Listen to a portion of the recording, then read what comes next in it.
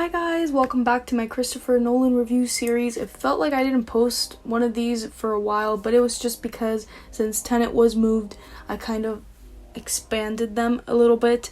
So hopefully now, according to the news, it's coming out August, 20 something worldwide, so internationally people are going to get it before here in the US, and then it's coming in select cities in September.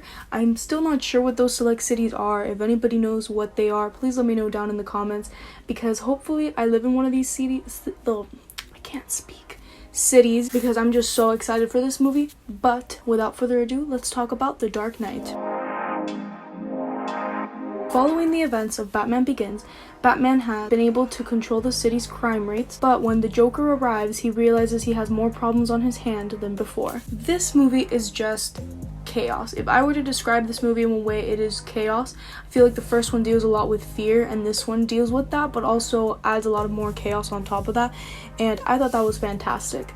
I'm gonna start this review by talking about Joker and how much I love his character in this movie and the portrayal of Heath Ledger. When this movie came out, people actually weren't really that sure of Heath Ledger in this role. They thought it wasn't gonna work, because I guess I do understand them, because when this movie came out, he had done things like 10 Things I Hate About You and other works that weren't really similar to the Joker, so to them they were like, who is this guy?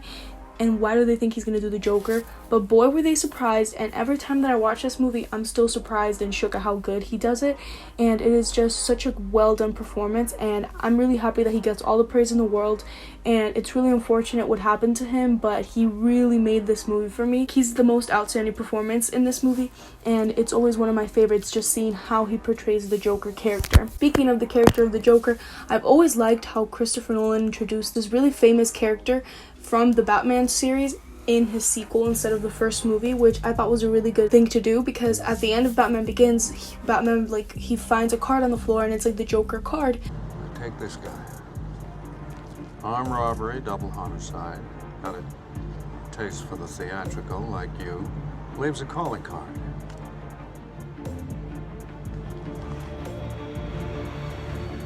And then the fans can be more anticipated, and it's just funner all around. I really like that. I feel like it's bold and brave to not introduce the most famous one in the first one.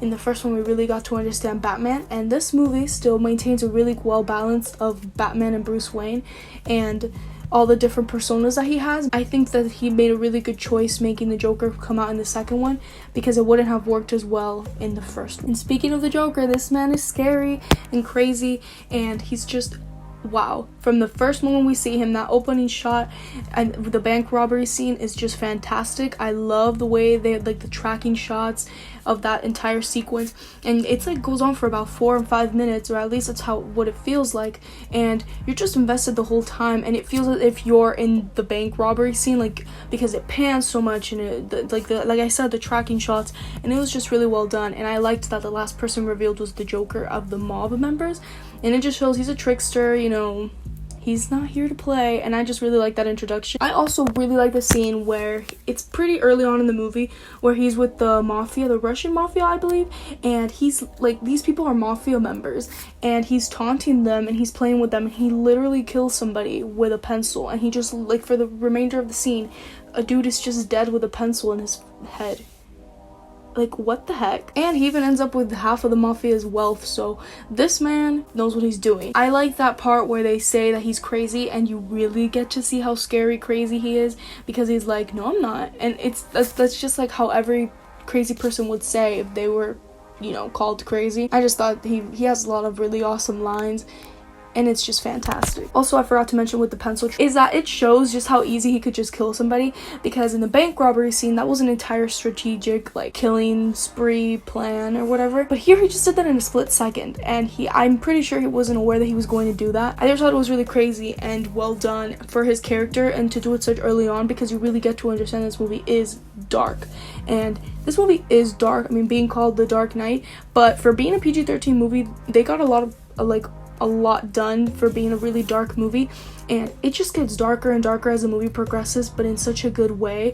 I remember there was a moment in the movie towards the end where I thought it was gonna end, and we still had 20 minutes left, and not because those 20 minutes felt unnecessary, they were very necessary, but it was just really well done, and the movie was just really well paced too. Like, I was never bored in this movie. I've watched this movie a lot of times and not once am I bored. I'm always just really excited to see what happens next, and the movie has a lot of twists and turns and really like crazy stuff happening, and it just keeps you engaged the entire time. Nolan is really good at doing that, and this one is no other. It's just a really well-paced movie, especially for a comic book action movie. And if you're an action movie fan, this is amazing because the action is top notch. There's a lot of really cool scenes, like when Batman is first introduced, like that car chase scene, and then towards the end with the Joker and the two like boats, the two ships. There's just a lot of really good action scenes, and it's really awesome. Also, I love the interaction between Batman and the Joker, especially the interrogation scene. That scene is just fantastic. Like, I really want to make a video on it because I think it's so well done, and it's definitely, in my opinion, the best scene in the movie. It's just so amazing, and I love it so much. I haven't talked about Christian Bale, but he's really good in this role. He continues doing the Batman voice. I'm not gonna try to imitate it again like I did in the last video, but he's really good at this role again, and I just love him. And sometimes I don't know if anybody else has seen this, but sometimes when Bruce Wayne comes in and he talks, like specifically a dining room scene, I don't know why I get Patrick Bateman vibes from him. If you've seen American Psycho, let me know if you guys agree with that. A new performance that we get and a new character is Harvey Dent, played by Eckhart. I believe that's his name, and I really like Harvey Dent's character. He's basically like a really big fan of Batman, and their characters are really similar because they both want the same thing: to keep Gotham City safe and to reduce crime rates, and I mean, just to keep it safe. And I love everything that they do with Harvey Dent. It's just awesome. And I guess, spoiler alert, I don't know if this is really a spoiler.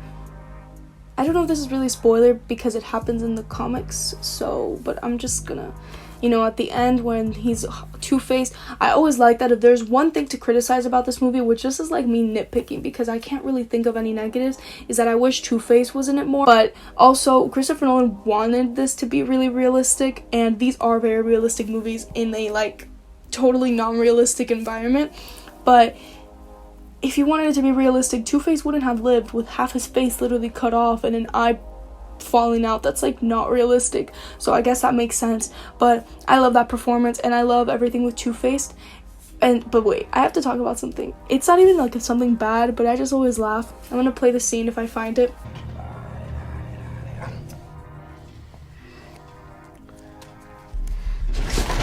Harvey Dent is at the hospital, like, his face, Two-Face, like he's literally two-faced, and the Joker comes walking in with like a mask on, and he's like dressed like a nurse, and he's like fine, like Harvey Dent's just looking at him, and then the minute the Joker takes off his mask, even though the entire time you could see his eyes, it's clearly the Joker, he's like so surprised. And I always thought that was really funny. Like, did he really not notice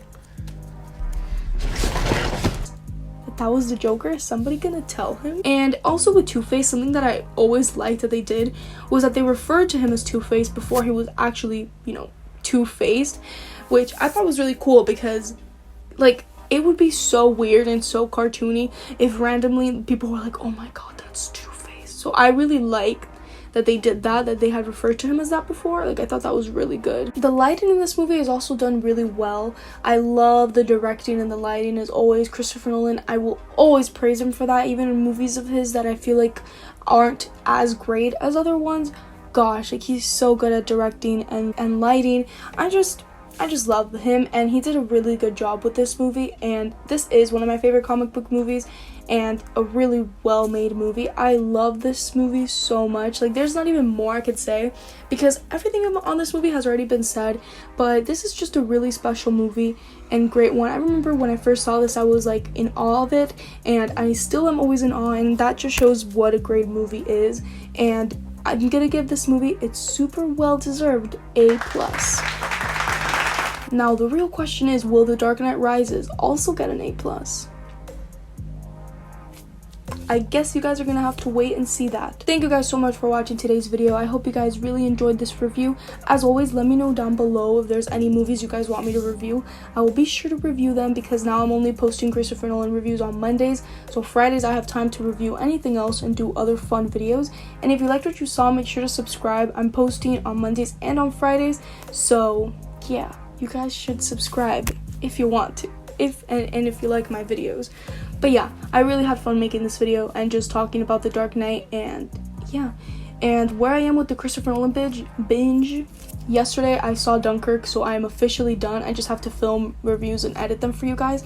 But this has been a lot of fun, and I love Christopher Nolan, and he has become one of my favorite directors. I always really liked him, but I had never seen his entire filmography or enough movies to be like, this is the man. But no, this really is the guy. Like, he's so good at what he does, and this movie is amazing. Thank you so much for watching, like I already said, and I'll see you guys next time. Have an awesome day. Bye.